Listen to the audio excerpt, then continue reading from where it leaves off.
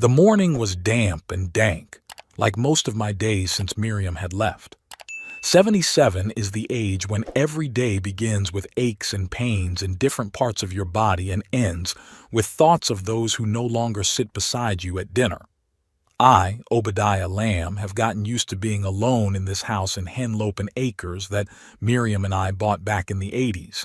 It's big, two-story, overlooking the bay, and an area I'm still trying to maintain despite my arthritis. That morning I was making myself oatmeal for breakfast as usual. The TV in the kitchen was broadcasting the local news, the only voice breaking the silence of the house. I was about to sit down at the table when I heard the sound of a car pulling up. I looked out the window and saw my son Ingram's silver SUV. "What the hell?"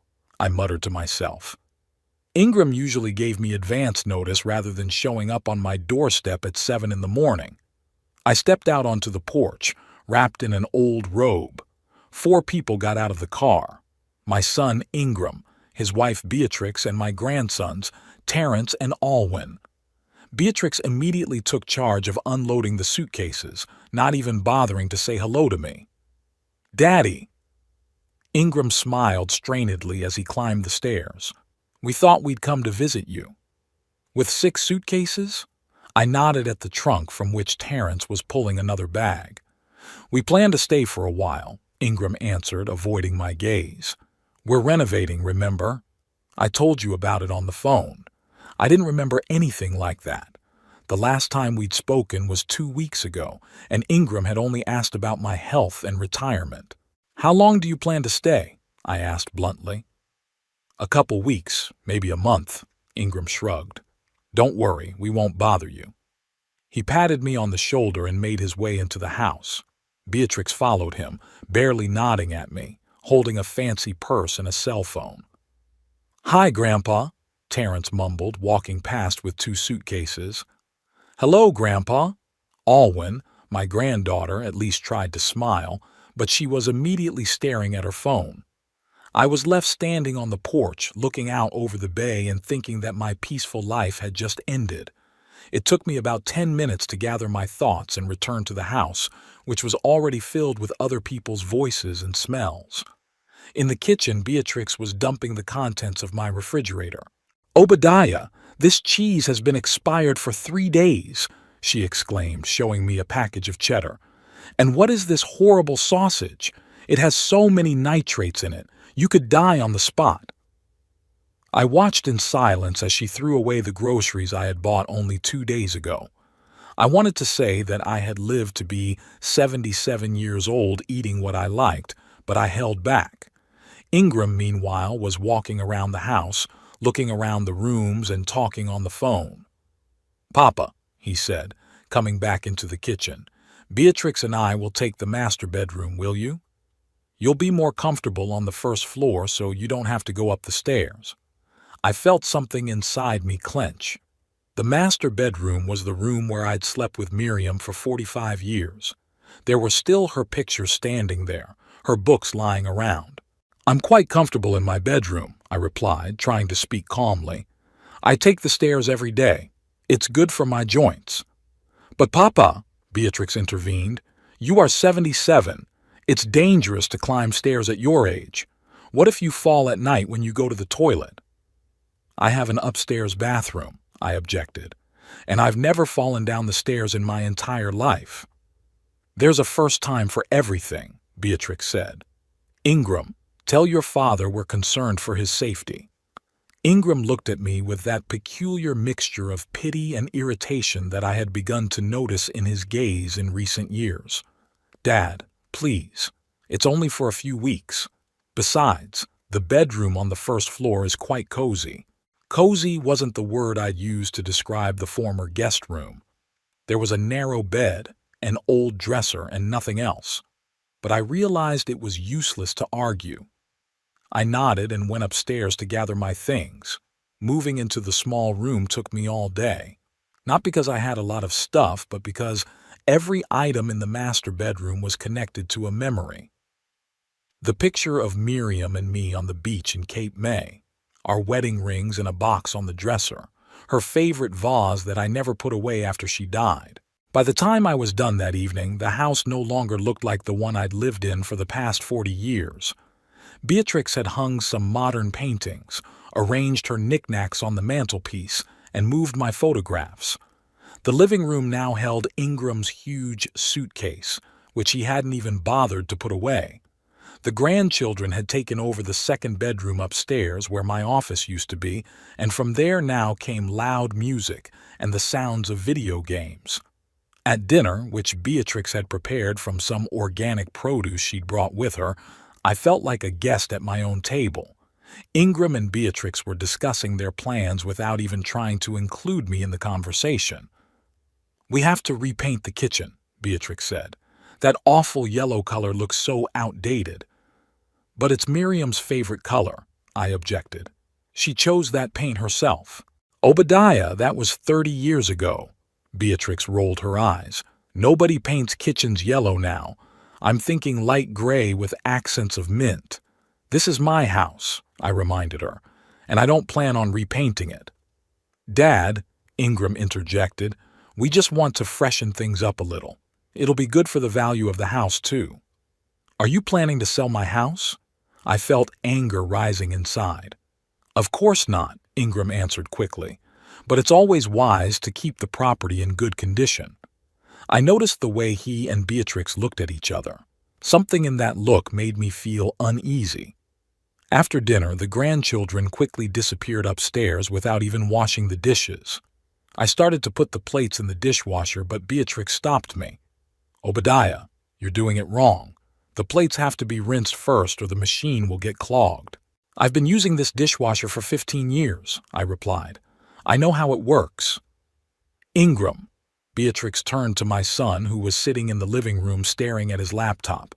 "Tell your father that he can ruin the machine." Ingram didn't even look up. "Dad, please do as Beatrix says. She's better at appliances."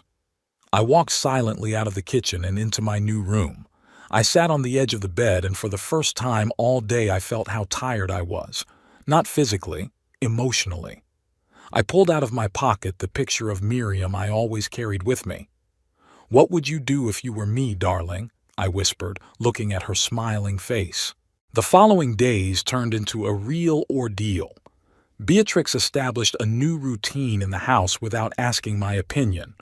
Breakfast was now served at 8, not 7 as I was used to. My morning coffee was replaced by some herbal tea because caffeine is bad for your heart at your age, Obadiah. My favorite shows on TV were declared too loud and outdated. In their place, the living room now had endless reality shows that Beatrix watched or sports channels that Ingram switched to. One day I returned from a morning walk and found that my collection of old records, which I had collected all my life, had disappeared from the living room. "Where are my records?" I asked Beatrix, who was arranging some decorative candles on the shelf where my record player used to stand. "Oh, that old junk?" She didn't even turn to me. "I put it away in the garage. They were collecting so much dust and Alwyn's allergic." "It's not junk," I said indignantly. "Some of these records are rare editions. They're worth money." "Obadiah, nobody listens to records these days." She finally looked at me with that condescending smile I hated so much. "If you want music, Terrence can show you how to use Spotify." I left the house and headed for the garage. My records were piled in an old cardboard box, some of the envelopes crumpled. I carefully pulled them out, checking for damage. The first edition of Miles Davis's Kind of Blue that I'd bought back in the 60s, the Ella Fitzgerald albums that Miriam had loved so much, they were all piled carelessly like junk. I took the box to my room and hid it under my bed. At least there Beatrix wouldn't get to them. The grandchildren barely spoke to me. Terrence was constantly busy doing his own thing, either going to job interviews or going out with friends. Alwyn spent most of her time in her room, occasionally coming down to get something from the refrigerator. When I tried to talk to her about college or her plans, she would answer in one-word answers and quickly find an excuse to leave. One day I offered my help when she was working on some project for school. "I can help you with your research," I said. After all, I worked as a postal inspector for 40 years and know a thing or two about organizing information. Alwyn looked at me with that peculiar expression that young people have when they think an old man is hopelessly out of date. "Thanks, Grandpa, but I'll Google it," she replied, and went back to her laptop. A week after they arrived, I discovered that Beatrix had thrown out my old photo albums that I kept in the hall closet. "Why would you do that?" I couldn't believe my eyes when I saw the albums in the trash can in the backyard. "Obadiah, they were taking up too much space and we needed somewhere to store our stuff," she replied, without even apologizing. "Besides, all those old photos can be scanned and stored digitally. It's much more convenient that way." "These albums are my life," I said, pulling them out of the trash. "These are pictures of my parents, of my youth, of Ingram's early years." "Dad," Ingram intervened, who, as usual, showed up when the conflict had already started. "We're just trying to clean up. There's too much things." "Stuff?" I looked at him. "This is my house, and these things are my life. I didn't ask you to clean it up." "But you live alone," Ingram said with the same tone he'd used to talk to me when I was old. "It's hard for you to manage a house this big. We're just helping out." I took the albums to my room and added them to the growing collection of things I had to rescue from Beatrix. My little room was slowly becoming a repository for my life, which was being methodically purged from the rest of the house. That night, sitting on my narrow bed and flipping through the salvaged albums, I thought seriously about my future for the first time. It was obvious that Ingram and Beatrix weren't planning to leave in a couple weeks as they claimed. They were settling in, changing the house to suit themselves, gradually displacing me and my belongings. I felt like a ghost in my own home, whose footprints were being methodically erased. I looked at the picture of Miriam and I standing in front of this house the day we bought it. We were so happy then, full of plans and hopes. We imagined growing old here, sitting on the porch and watching the sunset over the bay. Miriam didn't live to see it. Cancer took her 5 years ago, and now I was in danger of losing the house we loved so much too. I couldn't let that happen. I had to find a way to maintain control of my life before it was too late. Everything changed one rainy Sunday, 2 weeks after my house had become someone else's territory. I was sitting in my room, as I usually had been for the past few days, rereading old letters to Miriam and listening to jazz from my phone through my headphones. Terrence had shown me how to use Spotify after all. It was the only useful thing that had happened these days. It was drizzling outside the window, drops dripping down the glass, and I remembered all those rainy days we'd spent with Miriam by the fireplace, talking about books we'd read and plans for the future. A quiet knock on the door brought me out of my reverie. I took off my headphones and invited him in, expecting to see Ingram or Beatrix with another complaint. But Alwyn's head appeared in the doorway. "Grandfather, may I come in?" she asked tentatively. "Of course, come in." I was surprised and pleased. My granddaughter had rarely sought my company since they'd arrived. Alwyn entered and stopped awkwardly in the middle of the room, looking around. I noticed that it was the first time she'd seen what my home had become, a warehouse of salvaged items, memories, and things Beatrix had deemed outdated and unnecessary. "Wow," she said, looking at the stacks of books, albums, and record boxes. "I can see where all the stuff in the living room went." "Not all of it," I answered. "A lot of it your mother just threw away." Alwyn grimaced and sat on the edge of the bed. "Grandfather, I came to warn you." Something in her voice made me wary. "About what?" "I overheard my parents talking." She lowered her eyes. "Mom's decided her parents are moving here. Grandma Prudence and Grandpa Garth. They're selling their house in Rehoboth Beach." I felt a chill go through me. Even if the house had been twice as big, there wouldn't have been room for this crowd. But it wasn't just about space. Where do they plan to put them? I asked, though I already knew the answer. That's why I came. Alwyn fidgeted with the edge of her t-shirt. Mom and Dad think you'd be better off. Somewhere else. What other place? My voice shook, though I tried to stay calm. A home for the elderly, Alwyn squeezed out. They've already found some place in Lewis and put down a deposit. They say you'll be taken care of by professionals, and you won't have to worry about cooking and cleaning and all that. I felt the anger rising in me in a wave. Ingram and Beatrix were planning to evict me from my own home to make room for her parents. When are they going to tell me about this? I asked, trying to keep my voice steady. Tonight, Alwyn answered. They're waiting for Terrence to come back from his interview. They want the whole family together. Except for me, I suppose. I grinned bitterly. I'm not part of the family anymore, am I? Grandfather, don't say that, Alwyn objected. It's just, they think it's best for everyone. Mom says you can't live alone anymore and they're too busy to take care of you. Look after me. I rose from my chair, feeling a surge of energy from indignation. I've been taking care of myself for 77 years. I worked as a postal inspector for 40 years, raised your father, built this house with your grandmother Miriam. And now they think I'm an incompetent old man who should be put in a nursing home? Alwyn looked startled by my outburst. She'd never seen me in anger before. I took a deep breath, trying to calm myself down. I'm sorry, Alwyn, I said more quietly. I'm grateful you warned me. At least I'll have time to prepare. What are you going to do? She asked anxiously. I don't know yet, I answered honestly. But I'm not going to give up without a fight. In the evening, just as Alwyn had predicted, Ingram called a family council in the living room. I sat in my old chair, the only thing in the room Beatrix couldn't throw away because I refused to get up out of it when she tried to clean it, and watched the faces of my relatives. Ingram looked tense. Beatrix was tapping her foot impatiently on the floor.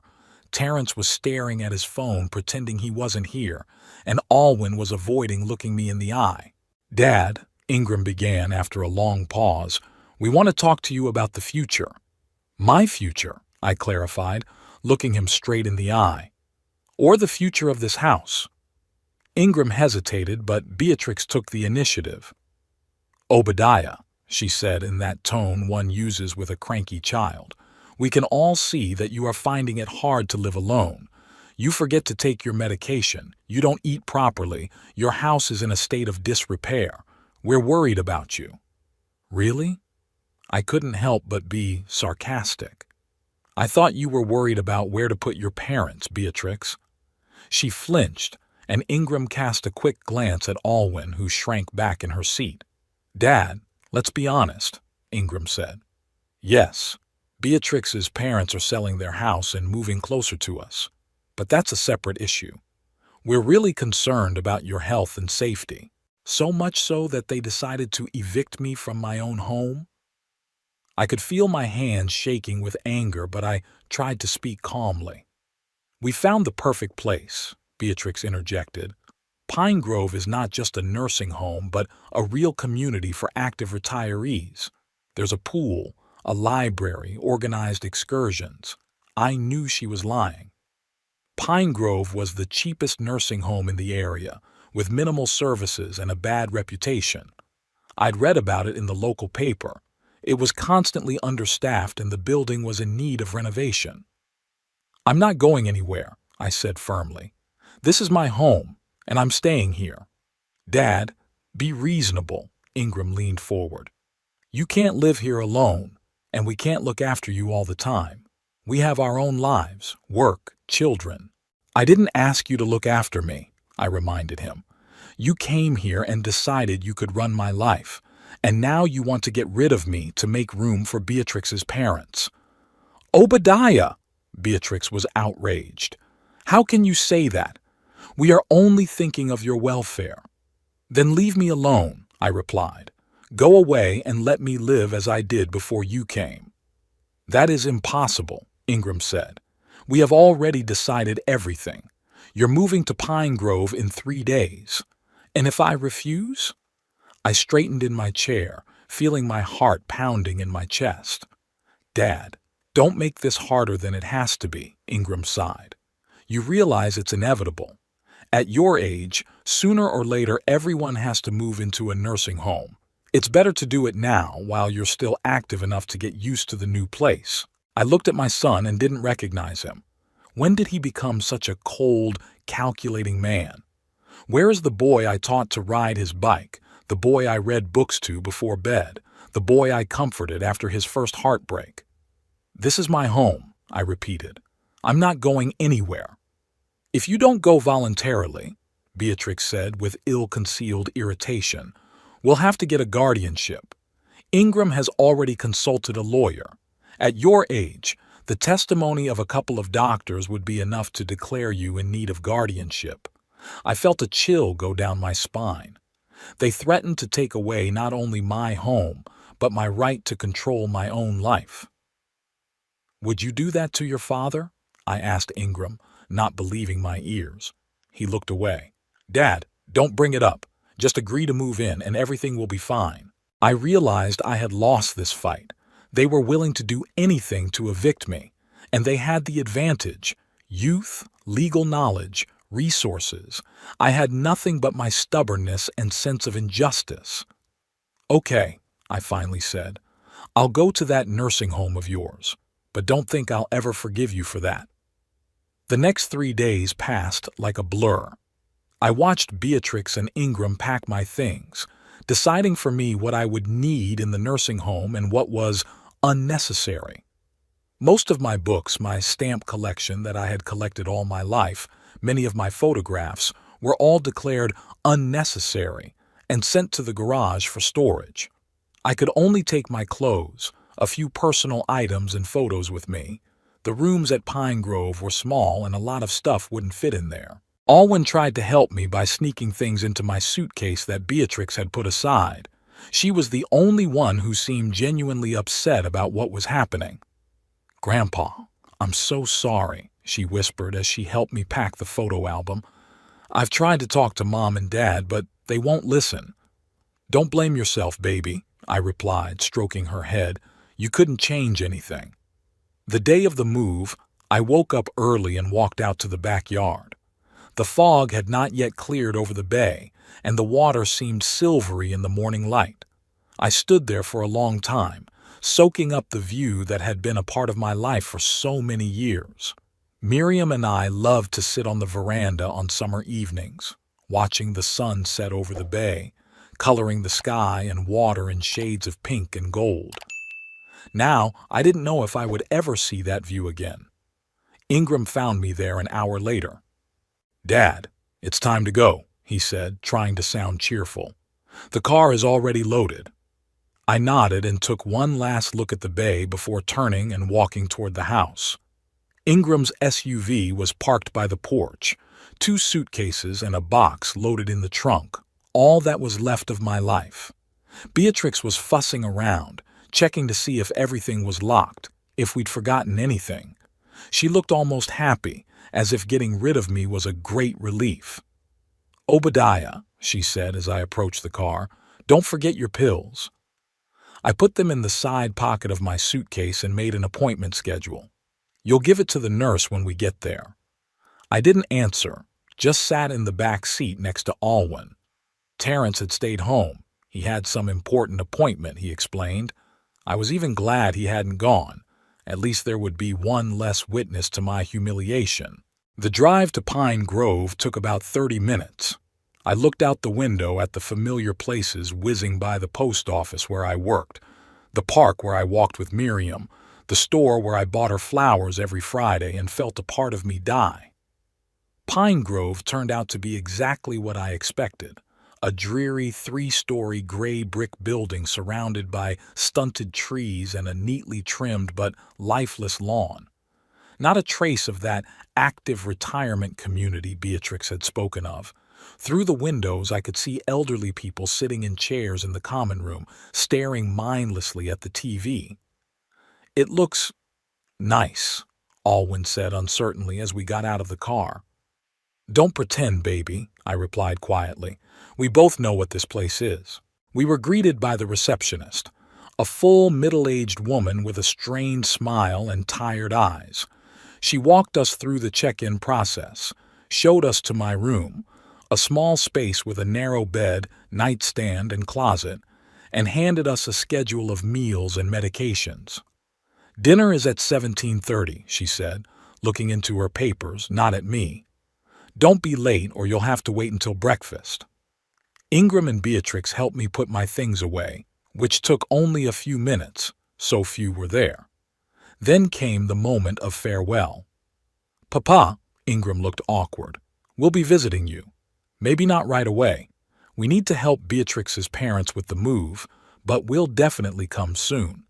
I didn't answer. What could I say? That I didn't want to see them. That betrayal was unforgivable. That they had ruined my life for their own convenience. Alwyn hugged me tightly, and I felt her tears wet my shirt. I'll come visit you, grandfather, she whispered. I promise. I know, baby, I replied, stroking her back.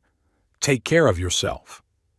When they left, I sat on the edge of the bed, and for the first time in a while, I let myself cry. Tears streamed down my cheeks as I stared at the bare walls of the strange room that was now my home.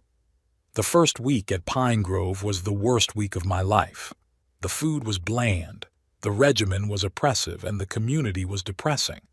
Most of the residents were significantly older than me or had serious health problems. Some suffered from dementia and didn't even recognize their own children who came to visit them. I spent most of my time in my room, reading the few books I managed to take with me, or looking at photographs.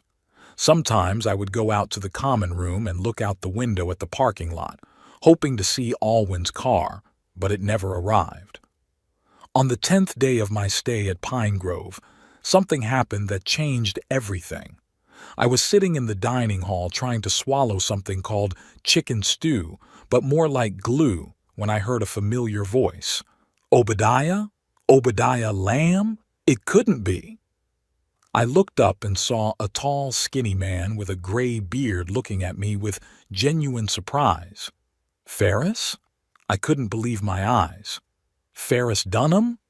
Ferris had been a co-worker of mine at the Postal Service and then moved on to work at the bank. We'd been friends for years, but lost touch after his wife died when he moved in with his daughter in Baltimore. What the hell are you doing in that almshouse? He asked, taking a seat across from me. My loving son decided I belonged here, I grinned bitterly. And you? I've been here for 8 months, Ferris replied. After my second stroke, my daughter decided she couldn't take care of me. I was too weak to argue. We talked all through lunch and sat in the common room for a long time afterward. Ferris told me about his life after the move, how his daughter had sold his house, how he had lost most of his belongings, and how he had gradually come to terms with his new reality. But you, he said, looking at me carefully, you're still strong. You walk on your own, your head is clear, your hands are not shaking. What about your house? I told him the whole story, how Ingram and Beatrix had invaded my life, how they had gradually forced me out of my own house, how they had finally evicted me to make room for Beatrix's parents. And the house belongs to them now? Ferris asked when I had finished. No, I shook my head. That's the irony of it. The house is still registered to me. Ingram should have deeded it to me 2 years ago, but he kept putting it off because he didn't want to pay the gift tax. Said he'd get around to it, that it was better to wait until until you went to the other side of the world, Ferris said bluntly. He was always a man who called things by their proper names. Exactly, I nodded. And as long as the house is listed as mine, they just use it. Ferris rubbed his chin thoughtfully. You know, Obadiah, he said after a pause, if the house is legally yours, you can do whatever you want with it, like sell it. Sell it? I'd never thought of that. The house was a part of me, the place where I spent most of my life, where my memories were kept. Think about it, Ferris leaned closer. Your son and daughter-in-law threw you away like you were nothing. They live in your house, use your possessions, and they sent you here to die. Why not teach them a lesson? I was beginning to see where he was going with this. Are you suggesting I sell the house out from under their noses? I asked, feeling something like hope stirring in my chest. Exactly. Ferris smiled broadly. I spent 30 years in a bank, Obadiah. I know how these things work. If the house is in your name, you have every right to sell it. They don't even have to know about it until the deal is finalized. I pictured Ingram and Beatrix's faces when they found out they could no longer live in my house. It would be the perfect revenge. But where would I go? I asked. Even if I sell the house, I still need somewhere to live, and there might not be enough money for a new place, given the prices right now. I've thought about that too, Ferris squinted slyly. My nephew has a real estate agency in Lewis. He might be able to help you find a buyer who will agree to let you live in a guest house or an annex. Many rich people are looking for property in Henlopen Acres and are willing to agree to different terms just to get a good house. I could feel a plan starting to form in my head. This could work. I could regain control of my life and at the same time take revenge on those who had betrayed me. Ferris, I said, looking at my old friend with renewed determination, tell me more about this nephew. As promised, Ferris introduced me to his nephew Horace Dunham the very next day. Horace was an energetic man of about 45 with shrewd eyes and a keen gaze that made me think of the sharks I had sometimes seen off the Gulf Coast. He had come to Pine Grove on the pretext of visiting his uncle, and we met in the little garden behind the building where patients did not usually walk for lack of benches and shade. "Uncle Ferris has told me your situation, Mr. Lamb," said Horace, after we had exchanged greetings, "and I think I can help you." "Do you really think anyone would be willing to buy a house with such a encumbrance as I am?" I asked bluntly.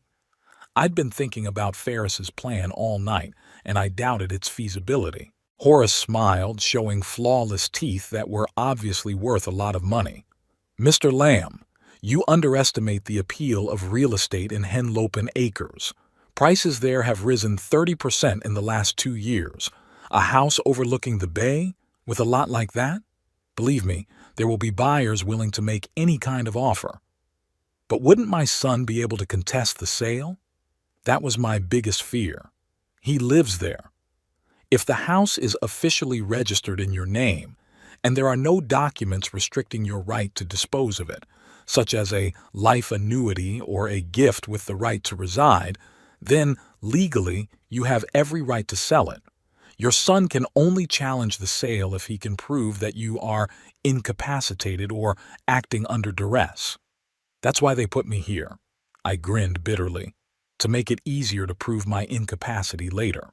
That's why we need to act quickly and carefully." Horace nodded. "I'll prepare the paperwork, find buyers, and we'll do the inspections while your son is at work. No one will know about the sale until the contract is signed and registered." And how would we organize the inspections? I couldn't imagine secretly showing the house to potential buyers while Ingram and Beatrix were at work. "I'm, locked in here." "Do you have keys to the house?" Horace asked. I nodded. When they brought me to Pine Grove, I had put a bunch of keys in my jacket pocket and no one had thought to take them. "That's great. I'll organize day trips for you. Officially, it's part of a socialization program for patients. They take groups to shopping malls, museums, parks. It's common practice in these facilities. I'll make arrangements with the administration to include you in these trips, and I'll be waiting outside in my car."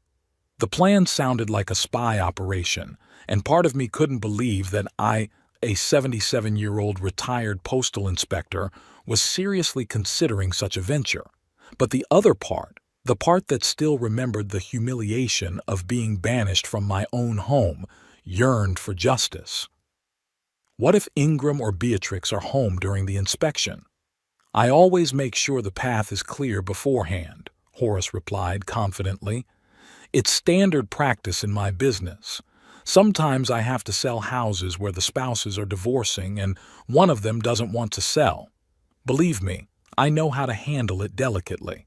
We agreed that Horace would start the paperwork immediately. I needed to provide him with a copy of the property certificate, which, fortunately, I always kept in an envelope along with other important documents in my wallet.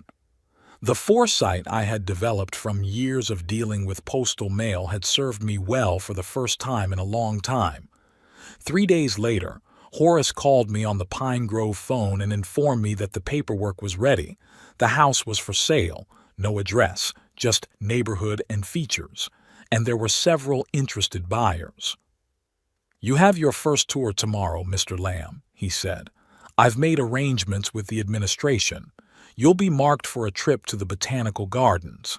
"Horace," I lowered my voice, though there was no one else in the room, "aren't you afraid that this is, well, not quite legal? I mean, cheating the administration, secret meetings." "Mr. Lamb," he sounded absolutely certain, "you're a fully capable citizen temporarily residing in a care facility. You have the right to privacy and to manage your property. If the administration thinks you're traveling to look at cacti, but you're instead touring your property with potential buyers, that's your right. No one is keeping you under house arrest." His words gave me confidence. Indeed, I had done nothing illegal. I was simply disposing of my property as I saw fit. The next day I put on my best and only suit, which Beatrix had allowed me to bring with me, and joined a group of elderly people waiting for a bus to go to the Botanical Gardens. When the bus pulled up, I discreetly separated from the group and made my way to a black sedan parked around the corner of the building. "Nice day for a real estate tour, isn't it?" Horace smiled as he opened the car door in front of me. On the way to my house, Horace told me about the first potential buyer, a middle-aged couple from New York looking for a vacation home. "They're willing to pay a good price, but they want to completely remodel the interior. This means that all of your stuff left in the house will have to be moved out." "Most of my things are already in the garage thanks to Beatrix's efforts," I said bitterly. "Ingram promised they'd keep them for me, but I doubt they'll fulfill that promise."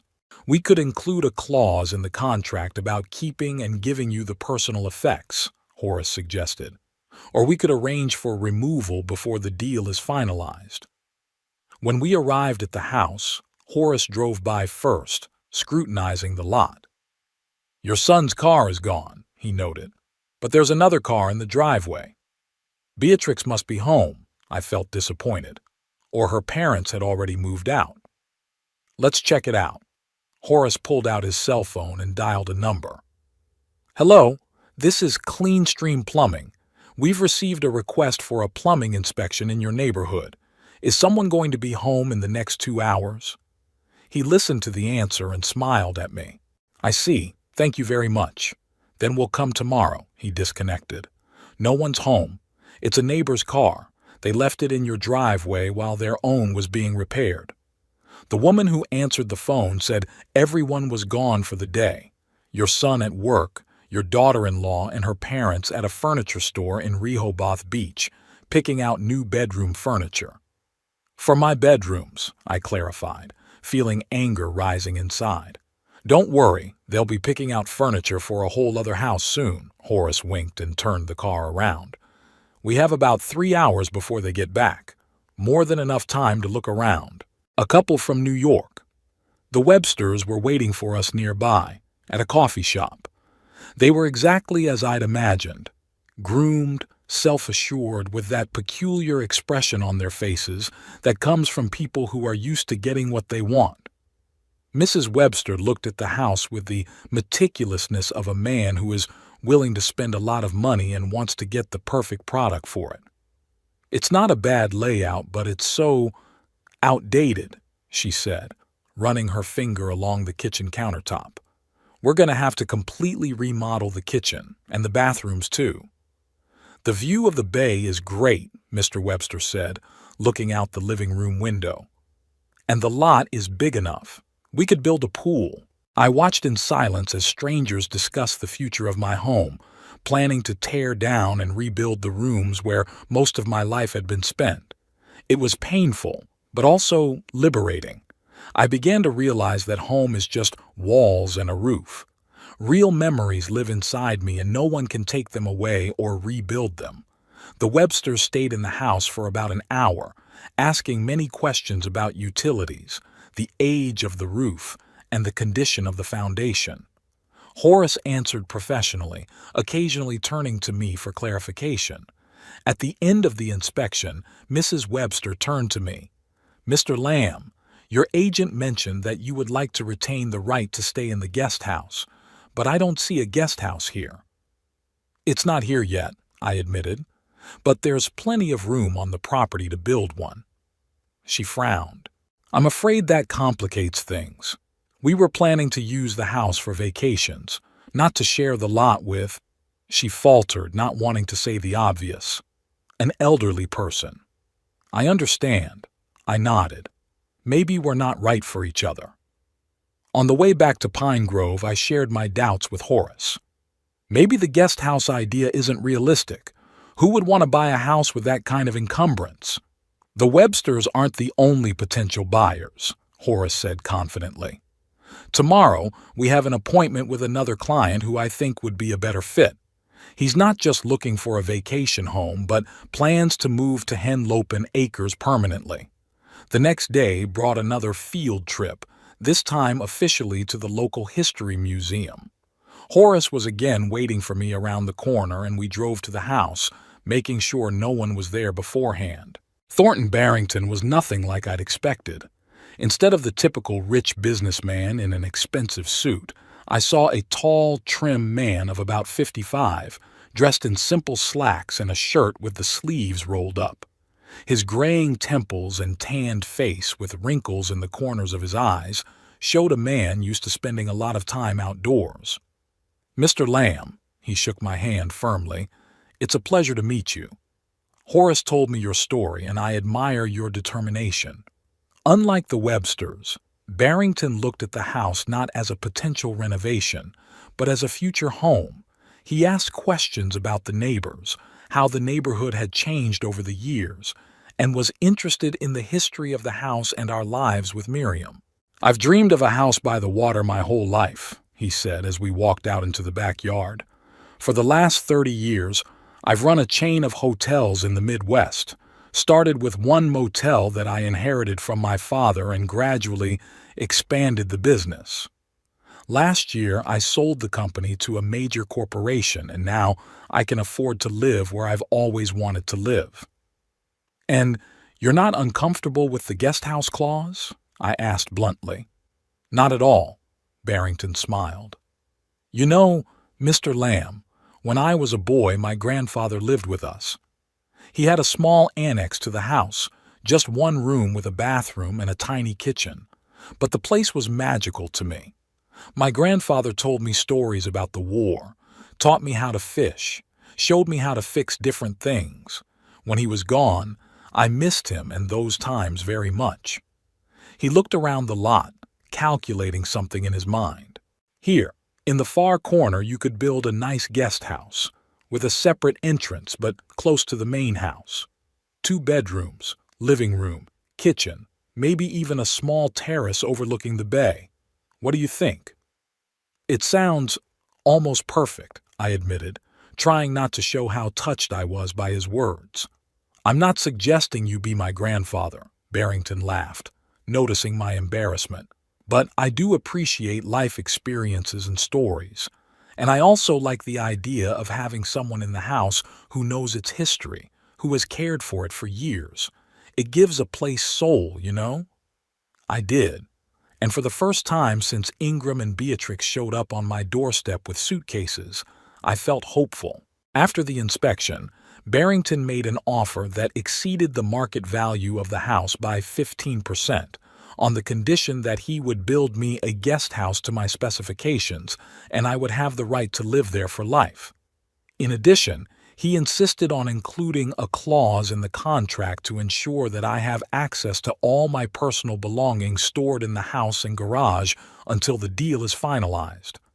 "I want it to be fair," he said.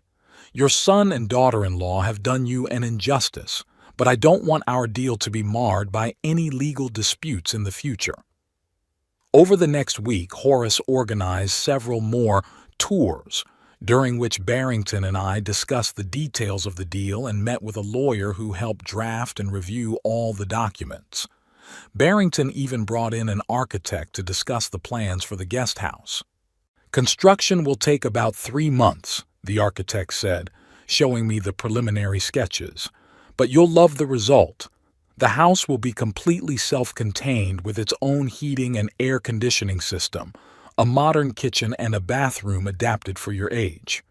I looked at the blueprints and I thought I could see my future, not a dull room in Pine Grove, but a cozy house overlooking the bay where I could spend my remaining years with dignity and comfort. Finally, 2 weeks after our first meeting, all the paperwork was ready. We met at the lawyer's office in Louis, and I signed the purchase agreement. Barrington handed me a check for the down payment, and the rest of the money was to be deposited into my account after the transaction was recorded. "Congratulations, Mr. Lamb," said the lawyer, shaking my hand. "The deal will be registered within 3 working days. After that, the house will officially become Mr. Barrington's property." "What about my son and his family?" I asked. "Would they have to move out?" "According to the law, the new owner can demand to vacate the premises within 30 days after the registration of the transaction," the lawyer replied. "But that's at Mr. Barrington's discretion." "I think 30 days is a fair time limit," Barrington nodded. "That's enough time to find a new place to live." When we left the office, I felt a strange relief mixed with anxiety. The plan had worked. I'd sold the house, secured my future, and taught Ingram and Beatrix a lesson. But how would they react when they found out? What will I tell them when I meet them? "Don't worry, Mr. Lamb," said Barrington, as if he had read my thoughts. "I'll be there when you tell them the news. Together we can handle any reaction." "Thank you, Mr. Barrington," I thanked him sincerely, "for everything." "Please call me Thornton," he smiled. "After all, we'll be neighbors now." On the drive back to Pine Grove, I looked out the window at the passing scenery and thought about how dramatically my life had changed in those 2 weeks. I had gone from a rejected, humiliated old man to a man in control of his own destiny. I sold the house that had become my prison and secured a new future for myself. All thanks to a chance meeting with Ferris and his nephew. As Horace dropped me off at the Pine Grove, I noticed Ingram's car in the parking lot. My heart skipped a beat. Had he really found out about the sale? But that was impossible. The paperwork hadn't been filed yet. "Horace," I pointed to the car, "that's my son." "Don't worry," he reassured me. "Most likely, it's a normal visit. Maybe he finally decided to visit you, like he promised." I nodded, though I didn't believe it. Ingram hadn't visited me once since he'd placed me in Pine Grove. Even Alwyn, who had promised to visit, hadn't shown up. "What should I tell him?" I asked, feeling uncertain. "Nothing yet," Horace advised. "The deal has not yet been registered. It would be better to wait for official confirmation before making a statement. Mr. Barrington and I will come to pick you up in 3 days when it's done." I walked into the building, preparing for my meeting with my son and not knowing what it would bring. But there was a certainty inside me. No matter what happened, I was no longer a helpless victim. I was back in control of my life. Ingram did come to visit me, though visit is too loud a word for what actually happened. He spent less than half an hour at Pine Grove, mostly complaining about work and asking me how I was feeling like I was dying. Not a word about when I would be taken home, not a hint that my exile might ever end. Before he left, he mentioned, as if, by the way, Dad, we're having a little celebration this Saturday. It's the birthday of Beatrix's father, Garth. He's turning 75. "And you're having the party at my house?" I couldn't contain the bitterness in my voice. Ingram frowned, as if my words had caught him off guard. "Well, technically it's still your house, yes, but you don't mind, do you? After all, we live there, and Beatrix's parents are there now, too." "Already moved in?" I knew the answer, but I wanted to hear it from him. "Yes, last week." He looked a little guilty, but quickly pulled himself together. They sold their house in Rehoboth Beach and are now living with us. We remodeled the rooms upstairs a bit. I hope you don't mind. I thought about the papers I had signed 3 days ago, the check that was in Horace's safe, the plans for the guest house that the architect had shown me. All these were my secrets, my little revenge for betrayal, and the moment to reveal it was at hand. I don't mind, I lied with a smile. It's a big house with plenty of room for everyone. Ingram relaxed visibly, clearly relieved by my sudden compliance. That's good. I knew you'd understand. It's only temporary until he stammered, not wanting to be finalized. He stammered, not wanting to finish the sentence. Until you can find me a better place than Pine Grove, I suggested, keeping my tone friendly. Exactly, he nodded, not recognizing the irony. Beatrix and I are looking at better options. Pine Grove is certainly not the place where you should be spending your... He paused again. The rest of my days? I prompted. I meant to say the near future. Ingram smiled awkwardly. When he left, I sat at the window for a long time looking out at the parking lot and thinking about the upcoming Saturday. Horace had promised that the paperwork would be filed by Friday, and Thornton and I had planned a visit on Saturday morning. But now that I'd heard about the party, I thought it might be even better to announce the news in front of all the guests. Let Ingram and Beatrix experience the same public humiliation I had experienced when I was evicted from my own home. I called Horace from Ferris's phone and told him about the conversation with my son.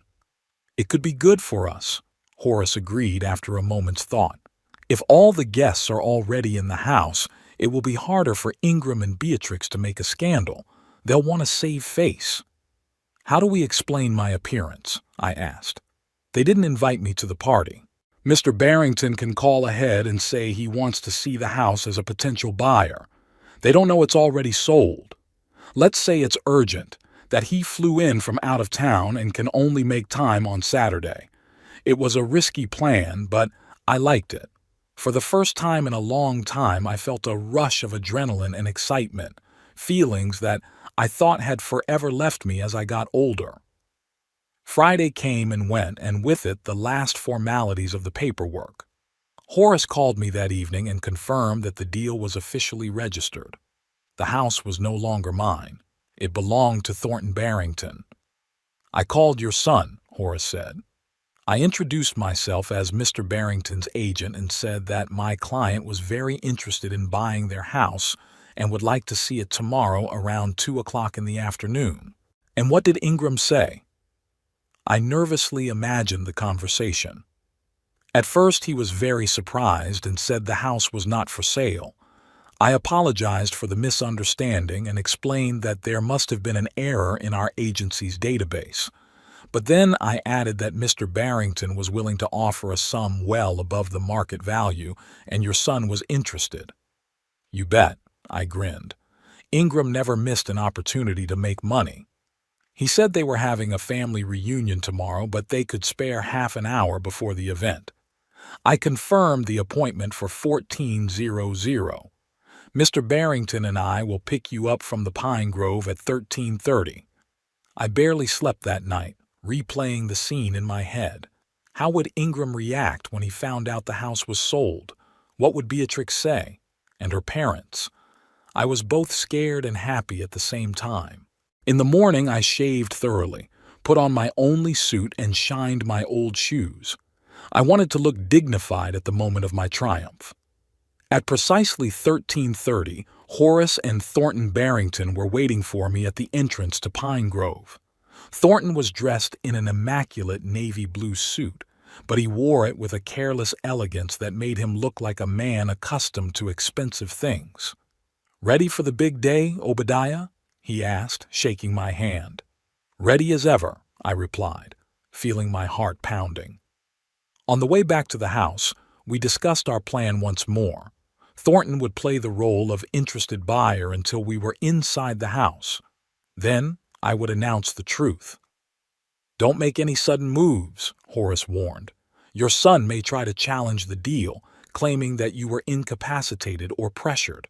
Don't give him a reason. I'll be reasonable, I promised, though a storm of emotion raged inside me.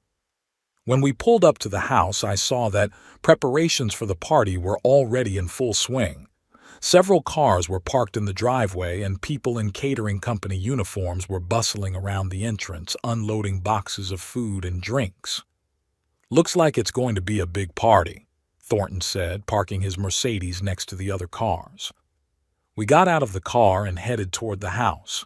I could feel my knees shaking, but I tried to walk straight and steady. Horace walked beside me, ready to support me if necessary. Ingram opened the door, wearing a half-unbuttoned shirt and holding a towel, clearly in the midst of preparations. "Mr. Dunham." He held out his hand to Horace. "Thank you for telling me you were coming. We're having a celebration tonight, so there's not much time." He paused, noticing me standing just behind Horace and Thornton. His eyes widened, and the hand he held out for a handshake froze in midair. "Papa?" He looked as if he'd seen a ghost. "What are you doing here?" "Hello, Ingram." I tried to make my voice sound calm and confident. "I've come to visit my home, or rather, my former home."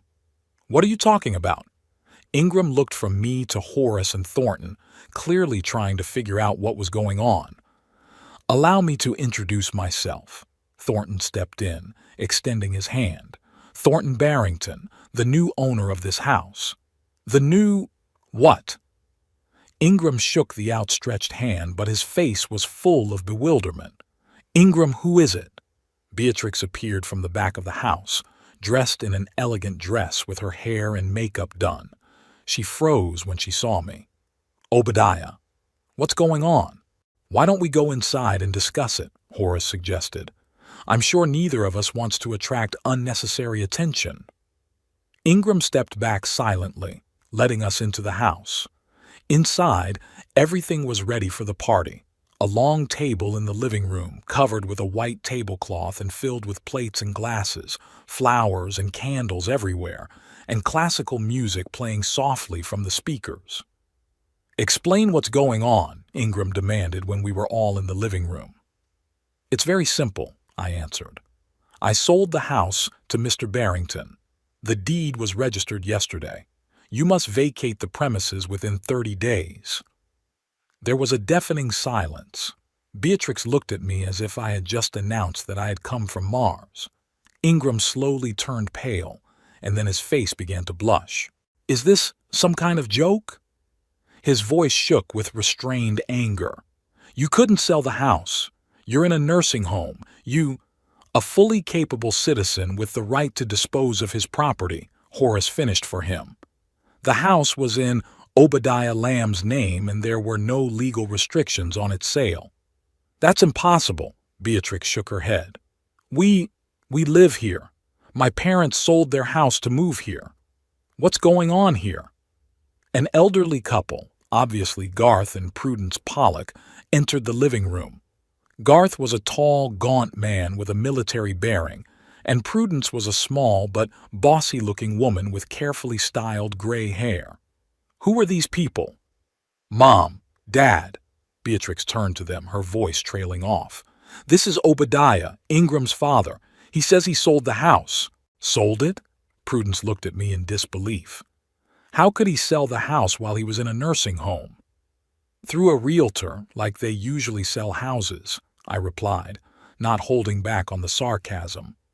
"Look," Ingram tried to pull himself together. "There must have been a misunderstanding. My father, he doesn't quite know what he's doing. He's old. He has moments of confusion. Stop it, Ingram." My voice was firmer than I expected. "You know perfectly well that I am of sound mind. You and Beatrix evicted me from my home to put her parents here. You sent me to Pine Grove, a place that looks more like a warehouse for unwanted old people than a decent place to live. You didn't even visit me except once when you needed to report on a party, which I wasn't invited to, by the way.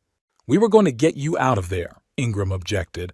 "I just needed some time to get settled to help Beatrix's parents." "Don't lie to me," I shook my head. You never planned to take me away. I became an inconvenience and you got rid of me. That's outrageous, Prudence intervened. Ingram, you said your father agreed to move into a nursing home because he needed care. He agreed. Ingram glared at me angrily. And now he's getting revenge.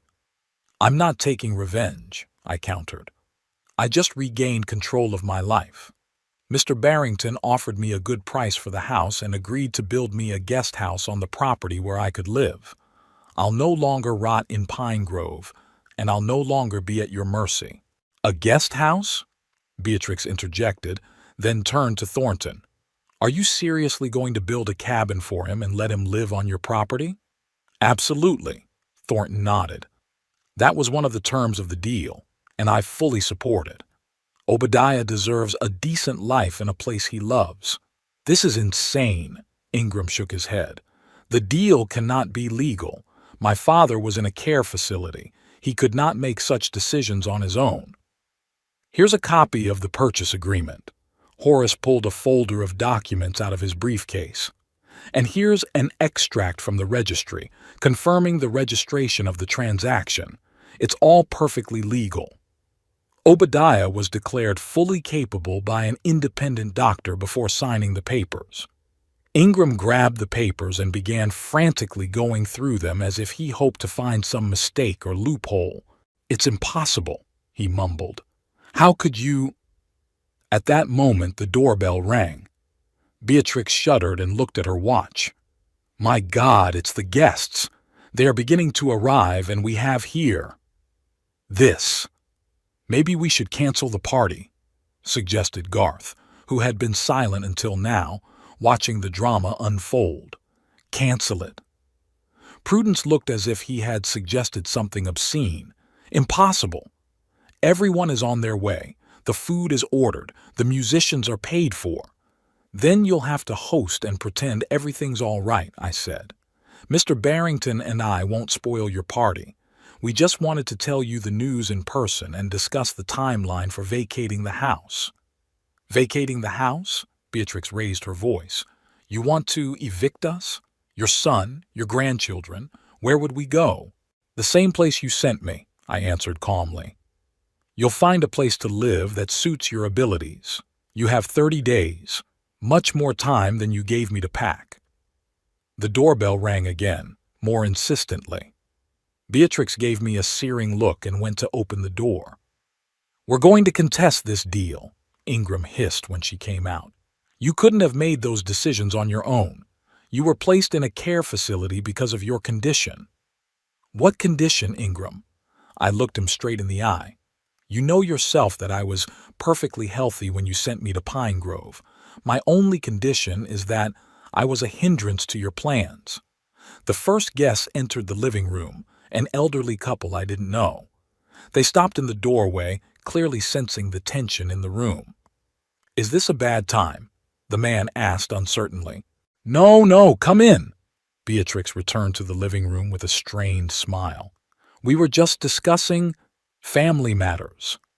Meet Ingram's father, Obadiah, and his friends. Business associates, Thornton corrected, nodding politely. The next half hour passed in a strange, tense atmosphere. The guests kept arriving. Beatrix and Ingram tried to pretend that everything was all right, but their fake smiles and nervous glances betrayed the true state of affairs. Prudence was whispering arguments with Garth in the corner of the room, occasionally throwing angry glances at me. I watched it all with a feeling close to satisfaction, not gloating, no more like relief that justice had finally been served. They had thrown me out of my life as a waste, and now they were facing the same uncertainty themselves. Finally, when there were about 20 guests in the house, Thornton came to me. I think our message has been delivered, he said quietly. Shall we leave them to digest the news? I nodded, feeling suddenly tired. The emotional strain of the last few hours had taken its toll. Thornton, Horace, and I headed for the exit. Ingram intercepted us at the door. This isn't over, he said, lowering his voice so the guests wouldn't hear. I will fight for this house. You can't just throw us out on the street." "I'm not throwing you out on the street," I replied calmly. "You have 30 days to find a new place to live, and unlike you, I'm not forbidding you to take all your things." "You'll regret it," he said, his eyes openly threatening. "I've already regretted a lot of things, Ingram," I said, feeling my heart clench. "I regretted not seeing the man you'd become. I regret letting you and Beatrix manipulate me. But I will never regret taking back control of my life." I left the house without looking back. Thornton and Horace followed me. When we got into the car, I finally let myself breathe. "Are you all right, Obadiah?" Thornton asked, looking at me with concern. "Yes," I replied, surprised at how truthful my answer was. "I'm fine." For the first time in a long time, I was really okay. As we drove away from the house, I saw Ingram standing on the porch in the rearview mirror, staring after us. His face was contorted with anger, but behind that anger I could see fear, the fear of a man who had suddenly lost control of the situation and didn't know what to do next. It was exactly the feeling I had experienced when they had taken me to Pine Grove. And while I didn't consider myself a vengeful person, I couldn't help but recognize that in that moment the circle had closed. "Where to now?" Horace asked, pulling out onto the main road. "To Pine Grove," I replied. "I have to pack. And then I'll be waiting for my new house to be ready." "Don't worry about the timing," Thornton said. "I've already contacted the contractors. We'll start building the guest house next week. In the meantime, you can move into the hotel at my expense, of course." "Thank you," I looked at him gratefully, "for everything." As we drove back to Pine Grove, I thought about the look on Ingram and Beatrix's face when they found out the house had been sold, about the panic in Prudence's eyes when she realized they would have to move again, about the ruined holiday they had planned in my, now former, home. I didn't feel schadenfreude, no, but I felt satisfaction that I had done them justice. They wanted to get rid of me, write me off, forget me, but I had shown them that I was still a force to be reckoned with. A new chapter of my life was ahead, in a small but private house, overlooking the bay I loved so much. No neglect, no humiliation, no having to obey other people's rules. I smiled at my thoughts. Perhaps 77 years isn't so long when there is so much to live for ahead. The days following our visit to the party turned into a real war. Ingram called me at Pine Grove several times a day, alternately threatening lawsuits and begging me to come to my senses. He hired a lawyer to try to find loopholes in the purchase agreement, but Horace was too experienced to make mistakes in the deal. "Dad, you don't realize what you're doing," Ingram said during one of the calls. "You've left us homeless.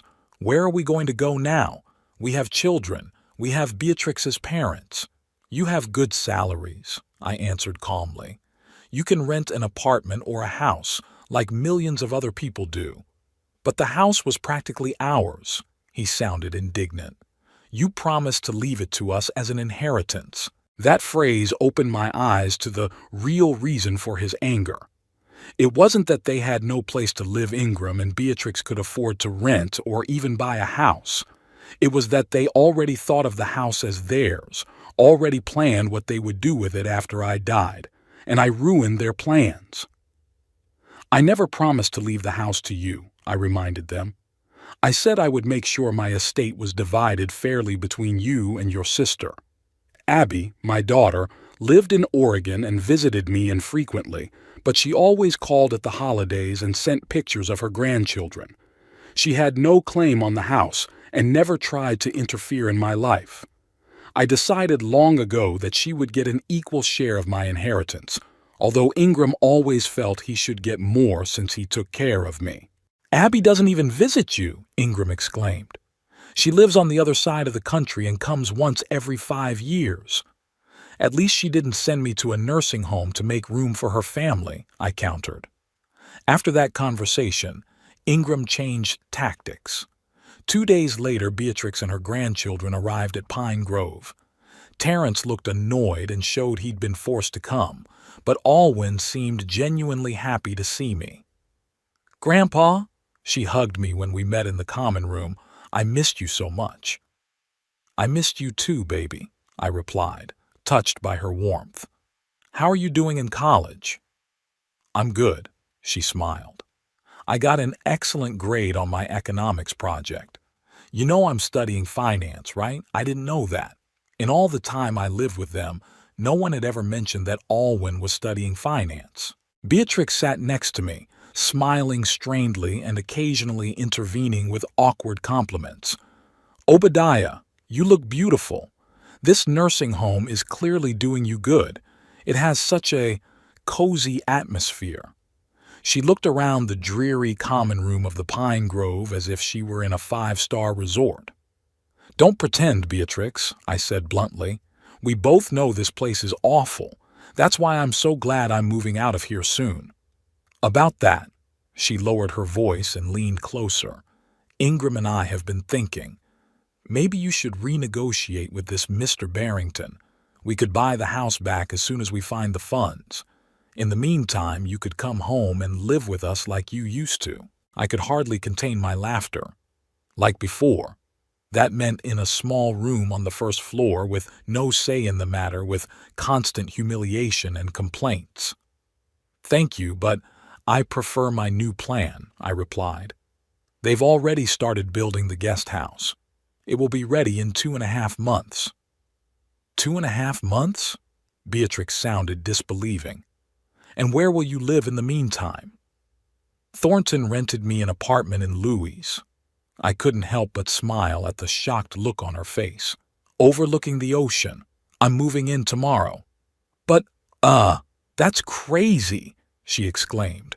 "Living alone at that age. What if you get sick? What if you fall? Who will take care of you?" "I've hired a nurse who will come twice a week," I answered. "And the rest of the time I am quite capable of taking care of myself. I am not an invalid, Beatrix, despite your attempts to convince everyone otherwise." Beatrix pressed her lips together but said nothing. Alwyn watched us with interest, clearly trying to understand the dynamics of the relationship. "Grandfather," she said after a pause, "can I visit you in your new apartment? I could come up on the weekends, help you get settled in." "Sure, baby." I was touched by her offer. "You're always welcome." Beatrix gave her daughter a disapproving look, but she kept silent. The rest of the visit passed in strained politeness. As they were leaving, Alwyn hugged me again and whispered in my ear, "I'm glad you won't be living in that horrible place anymore, Grandpa." The next day I moved into the apartment Thornton had rented for me. It was a spacious one-bedroom apartment in a new building on Lewes Quay, with large windows, a modern kitchen, and most importantly, no stairs or thresholds, the perfect place for an elderly person. When I walked in there for the first time, I was struck by the feeling of freedom and spaciousness after the cramped room at Pine Grove. I could cook what I wanted, watch TV when I wanted, shower without waiting in line, and sleep without having to listen to my neighbors snoring behind a thin wall. Thornton had taken care of everything. The apartment was fully furnished. There was food in the refrigerator, and on the table was a folder of documents, a contract with a caregiver, a schedule of doctor's appointments, emergency numbers, and, what surprised me the most, a plan for investing the money from the sale of the house. "I took the liberty of bringing in my financial advisor," Thornton explained when he arrived to check on me. "He put together several investment portfolio options based on your needs and wants. Nothing risky, mostly safe bonds and dividend stocks, but the income would be steady, more than enough to live comfortably." I was struck by his concern. Thornton didn't treat me as a burden or a second-class person because of my age, but as an equal whose opinions and desires mattered. A week after I moved in, I met with a financial advisor, a young woman named Laurel, who patiently explained various investment strategies to me without using the patronizing tone often used with older people. "Mr. Lamb, with the amount from the sale of the house and your current savings, You can afford a very comfortable lifestyle, she said, showing me charts and tables. If we put the bulk of the money in this portfolio, you'd be earning 3 times your current expenses each month, and that's without taking into account your pension. As I listened to her, a sense of wonder and joy grew inside. All my life I had been a frugal person, saving money, rarely spoiling myself. Now, at the age of 77, I'm suddenly rich? What am I supposed to do with this money? I asked, looking at the impressive numbers. Laurel smiled. Anything you want, Mr. Lamb. Travel, pursue hobbies, help your grandchildren with their studies, buy things you've always wanted but thought were too expensive. Live life to the fullest. Living life to the fullest, the phrase stuck in my head.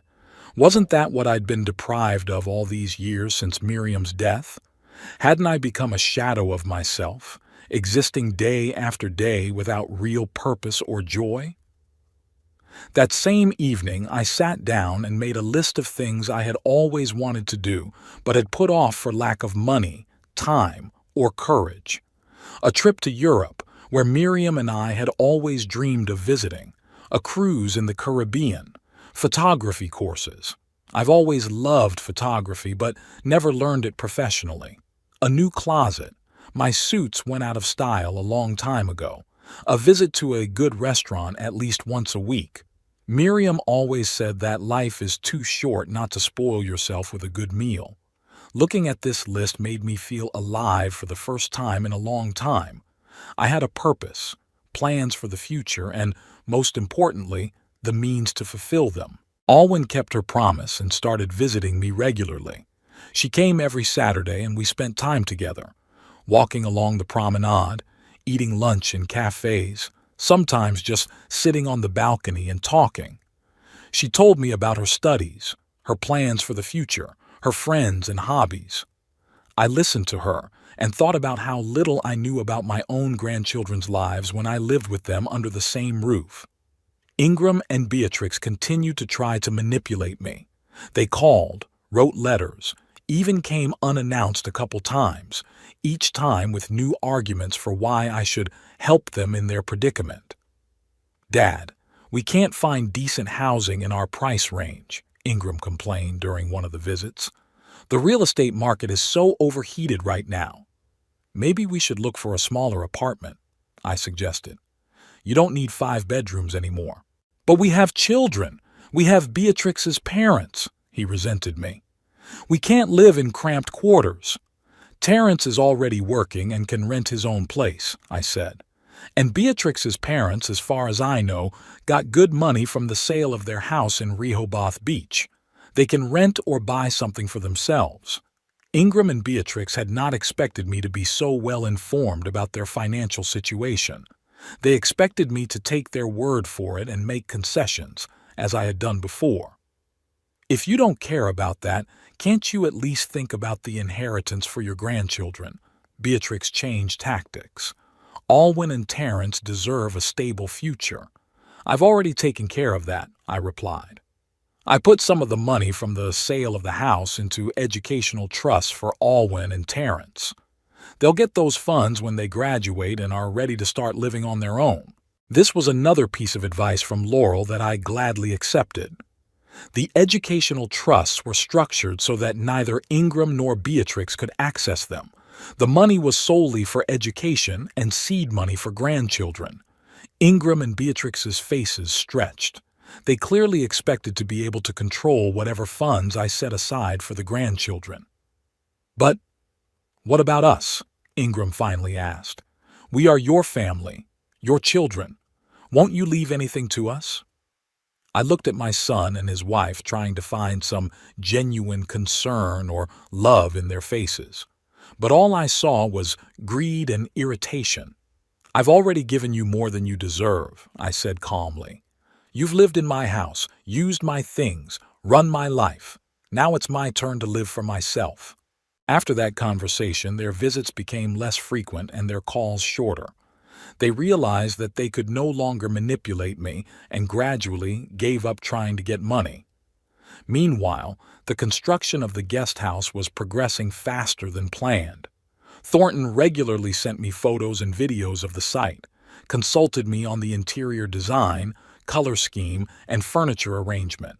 He was as enthusiastic about the project as if he was building a house for himself. "I've always dreamed of having a big family," he confided one day when we were touring the construction site together. "But my wife died young, and we had no children. All my life I devoted to business, and only now, on the slope of years, I realized that I missed the most important thing. It's never too late to start a family," I said. "Maybe not blood, but someone who really cares about you." He looked at me gratefully. "You know, Obadiah, I am glad we met. You remind me of my father, just as straightforward, honest, with a sense of dignity. I've always respected those qualities. In the 2 months I've been living in Lewis, I've been transformed. Regular walks along the seafront improved my health. A new closet and haircut changed my appearance, and the freedom to manage my time and money gave me back my sense of self-worth. I enrolled in a photography course at a local college, where I met a group of enthusiastic people my age. We often went on photo shoots, capturing sunrises over the ocean, Lewes architecture, and shorebirds. Among the new acquaintances was Eleanor Pringle, a 72-year-old widow, a former literature teacher with a sharp mind and a subtle sense of humor. We quickly found a common language and began to spend more and more time together. Went to the movies, to restaurants, to concerts at the local Philharmonic. "You've changed, Grandpa," Alwyn remarked during one of our visits. "It's been a long time since I've seen you so happy." We were sitting in a cafe on the waterfront enjoying Saturday brunch. I'd just shown her the pictures I'd taken at dawn, the misty beach, the seagulls hovering over the waves, the fishermen's boats heading out to sea. "I feel different," I admitted. It was as if I had lifted a heavy weight off my shoulders that I hadn't realized I was carrying. "Daddy and Mommy weren't fair to you," she said quietly. "I knew it, but I was afraid to contradict them. I'm sorry for that." I took her hand. "You have nothing to apologize for, baby. You were a child dependent on your parents. No one expected you to stand up for me. But I could have at least visited you at Pine Grove." Tears glistened in her eyes. "I promised, but I didn't come once. You're here now," I smiled. "That's the main thing." Our conversation was interrupted by my phone ringing.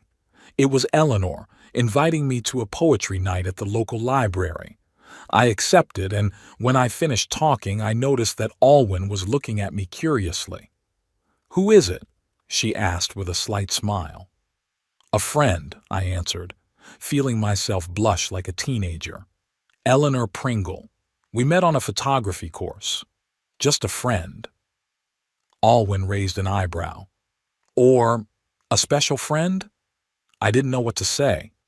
Eleanor and I had never discussed our relationship, but lately I'd often found myself looking forward to our meetings, noticing how she dressed, how she styled her hair, what perfume she used. "I don't know," I admitted honestly, "but I like spending time with her."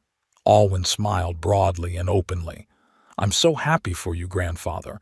You deserve to be happy." In early June, almost 3 months after selling the house, the guest house was ready. It exceeded my expectations.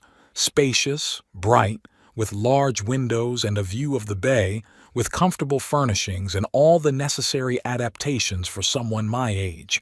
Handrails in the bathroom, no thresholds, wide doorways for the possible use of a walker or wheelchair in the future. Thornton threw a small housewarming party to which he invited Ferris and his nephew, Alwyn, my nurse Martha, Eleanor, and some new friends from photography courses. Ingram and Beatrix were not invited, though I knew they still lived in Henlopen Acres, having rented a house nearby. Standing on the terrace of my new home, with a glass of champagne in my hand, surrounded by people who were genuinely happy for me, I felt an extraordinary peace. The bay stretched out before me, just as it had 40 years ago when Miriam and I had first seen the view. The sun was setting, coloring the sky in water shades of pink and gold, like the sunsets we'd enjoyed together. To new life, Thornton said, raising his glass. To a new life, echoed everyone in the room. Eleanor stood beside me, her hand lightly touching mine. Alwyn was talking to Ferris, laughing at his jokes. Martha was arranging the appetizers on the table, glancing at me every now and then with an approving smile. I raised my glass and added, "And here's to lessons it's never too late to learn. Here's to the courage to start over, even when it feels like time is running out. Here's to appreciating each day and never letting others decide how we live our lives."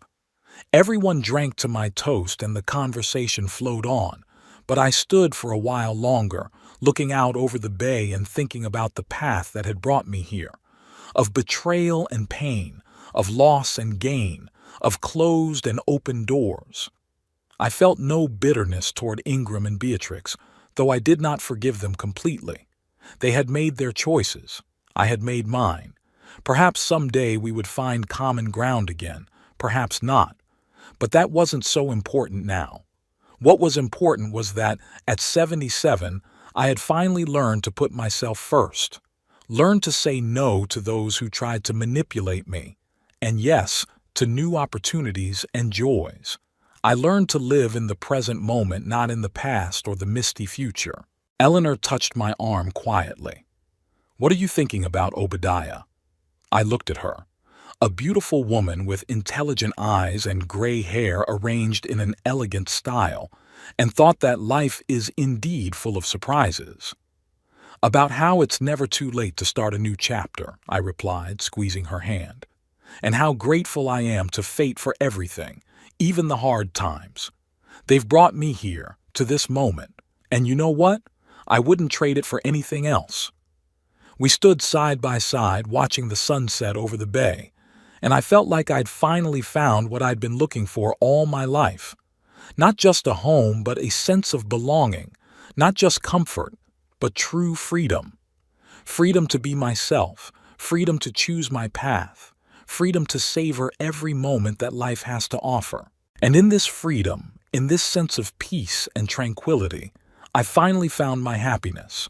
Not in great achievements or material values, but in simple joys. In the laughter of friends, in the touch of a hand, in the rays of sunset over the water, in the knowledge that tomorrow will be a new day full of opportunities. And this day will belong only to me.